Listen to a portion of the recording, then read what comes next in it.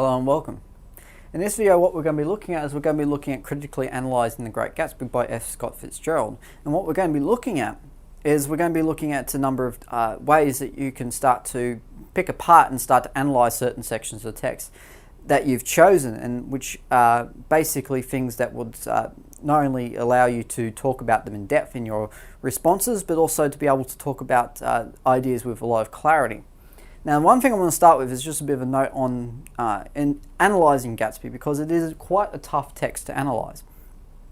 And the reason for that is a number of reasons. First of all, it is the 1920s, and so you'll have to do a little bit of research about the 1920s, and it's probably a good idea you do it before you read the book, as it will help you to understand certain things, and certainly will help you not have to reread over certain bits of it. And certainly when it makes a number of reference to things from the 20s, it is a little bit tricky to pick up on first reading. Now, the 1920s can, and certainly you don't, I guess you don't like to be told at this point that you have to do some research beforehand, and certainly some historical research.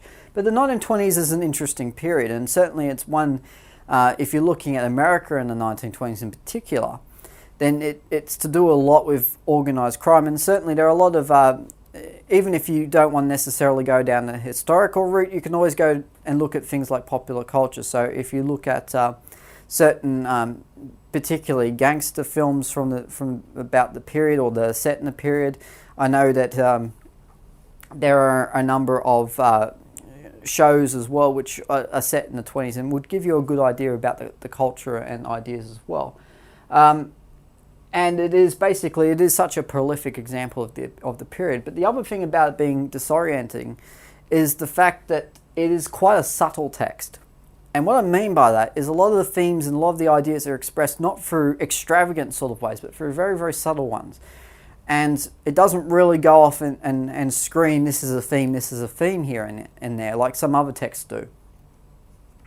It does it in such a way where a lot of these things, indeed, it seems from the beginning that this isn't a cynical look at society, but it does become that way, and it does very gradually, almost to the point that you barely pick up on, where this cynicism towards this culture began. And certainly a lot of these themes that are based on that transition are very hard to pick up because of it.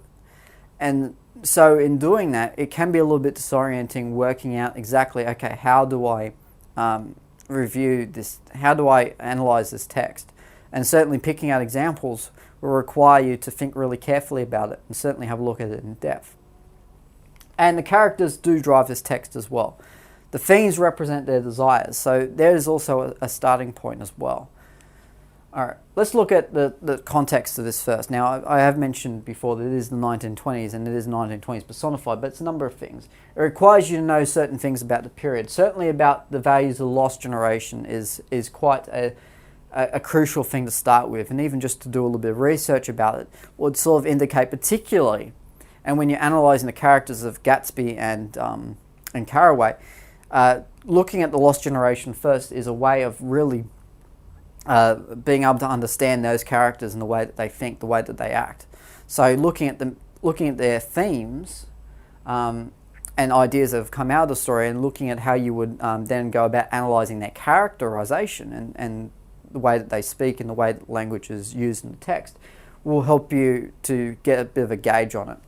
So that's a bit of research to do to start with. The second thing is to focus on the culture of the age and the separation of tradition of Western society. So what that tradition was, and certainly that tradition was pretty much one that was stuck from the Victorian era, the one which, if you imagine it, I mean, certainly this wasn't the first time that excess and certainly wildness had prevailed, particularly in America before then.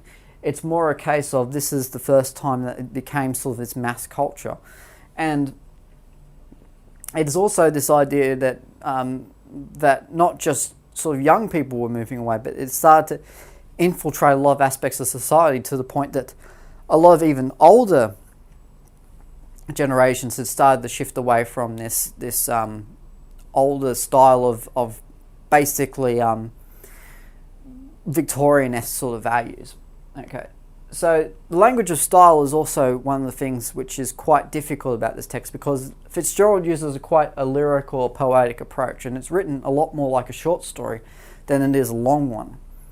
And this has to do a lot with the fact that Fitzgerald is a very quality writer. He is one who can use phrase quite well. He writes with a lot of efficiency, and even though the text itself is about 200 pages, it uses the amount of detail which normally would be spread over a lot longer period.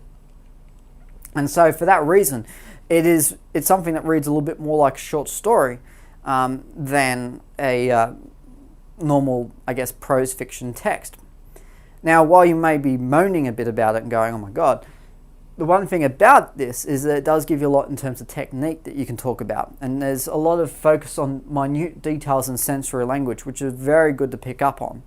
Certainly, the philosophy of Carraway's character, but also the way that he speaks with such detail, is something that really allows the text to be brought to life and doesn't really represent it in a figurative sort of way. So it is subtle in that regard, but it does give you a lot in the sense that it is quite lyrical with the way that it's written. And certainly when you're looking at the language and certainly the style of the text and the way it's written, you'd be focusing on the way that it does use a lot of this sensory sort of style and language, and certainly allows this, as I said, to allow certain parts of it to be brought to life a little bit, rather than if you're looking at probably a text from more of a classical era, which would focus a little bit more on figurative language and metaphor, and certainly the way that short stories often focus on that. So if you're looking at it as a style of short story, you'd be looking at it as more of a one that sort of tells us a sensory or emotional experience, rather than necessarily one that tries to talk about a story in a figurative sort of way. Alright, let's have a look at some themes of the story. And there are a number of key ideas, and some of them which pretty much come up on first reading: wealth and status, pursuit of happiness, ignorance, integrity, and certainly those ideas are ones which come out quite clearly, but also ideas such as love, and certainly this what one would do for love, and particularly how strong love is. You look at things like gender and feminism, and certainly this is almost a text which represents some of the work that feminism had achieved in the 1920s, particularly in America, because this was the time where women were finally allowed to vote. In Australia we had passed a law well beforehand, but in America this is the first time where women were allowed to vote.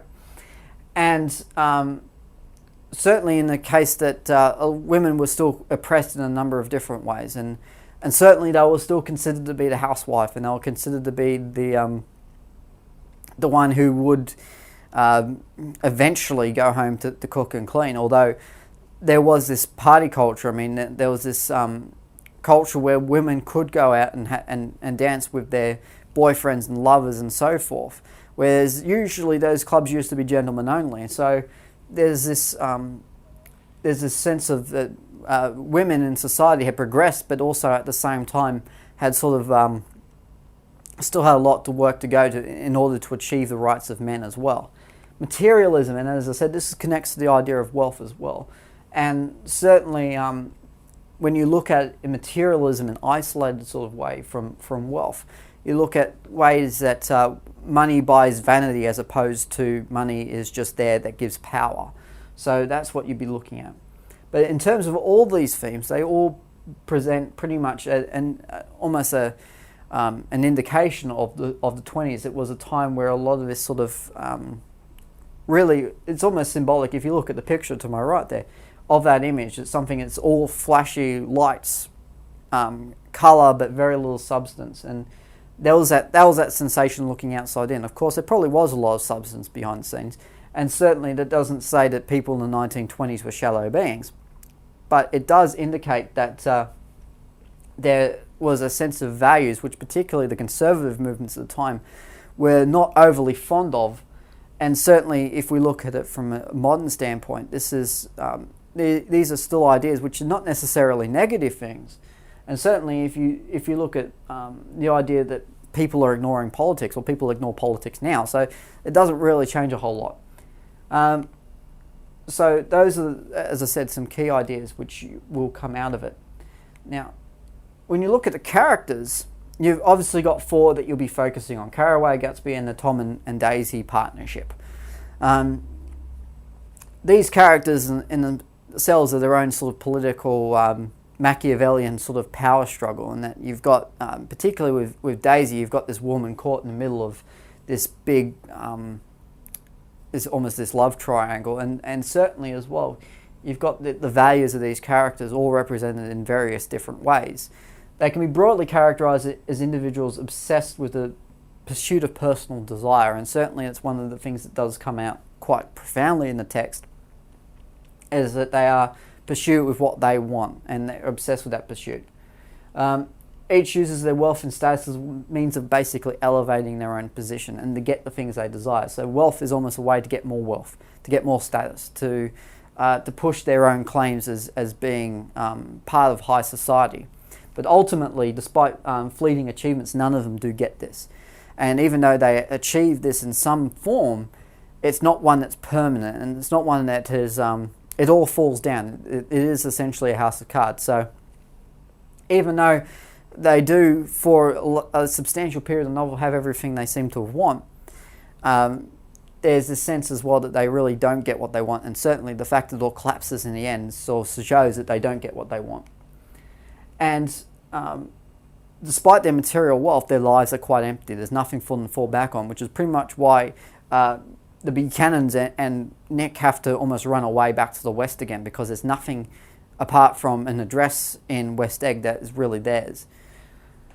And certainly even the case with Gatsby, with the amount of people at his funeral. Okay, representation. Now, Gatsby is a representation of the American dream of prosperity and happiness. And it is also a challenge. So it's almost like a love letter, but also a cynical take on the 1920s. It sort of takes both angles. It represents the good things about it and the really negative things about it. It challenges it. It challenges the... not only does it sort of indicate how good the wealth is, and certainly gives a very strong taste of their high life, it also throws down this sort of idea that this wealth does corrupt, and it's almost a cautionary tale for those who do have wealth, that use it well, use it wisely, all those sorts of things. It represents them both optimistically and cynically, and it basically does this through narration. And certainly if you read the prose beginning and end, or go from the end back to beginning again, you certainly see a lot more optimism in the opening chapters of the story compared to the later ones. And certainly this is a deliberate technique to sort of show this change from optimism to cynicism. This change from a life where he's really enjoying this opulence to the point where the opulence has claimed him and it's claimed the others in his lives. It's claimed this friends circle that he seems to have, or he did have. So the text as a form of representation sort of represents it as a sort of a bipolar kind of way. It does both. So if you're having a look at it and the language and also the various ideas and themes of the text, you pretty much get a full account of what it actually is. And certainly the need in your response to have a look at both the beginning of the text and the end of it, to have a look at these opposites, but also have a look at the transition and sort of try and pick out some points where this transition occurs. And certainly you probably start to see it where Gatsby's love affair with Daisy sort of starts to come to the fore a bit, and that's where the transition really does begin to happen, because we start to see everything fall apart after that. And certainly around there, and certainly when Nick and Gatsby start to get close, we start to sort of see the hollowness in Gatsby's life as well. And certainly, again, that sort of leads to that transition. But apart from that, that's basically all there is to the Great Gatsby, and certainly the way that you would look at representing it. The main thing for you to do now, of course, is to have a look at starting to have your own sections of the text, which you can then look at a little bit more closely. Not only are you using it to pick out your quotes, but you're using it to pick out your main specific details that you'll need. This is a very broad overview, but what you need to do is you need to find some specifics that will help supplement your arguments. and to use some of these ideas as a way to start sort of forming your own ideas. But otherwise, until next time, I'll see you later.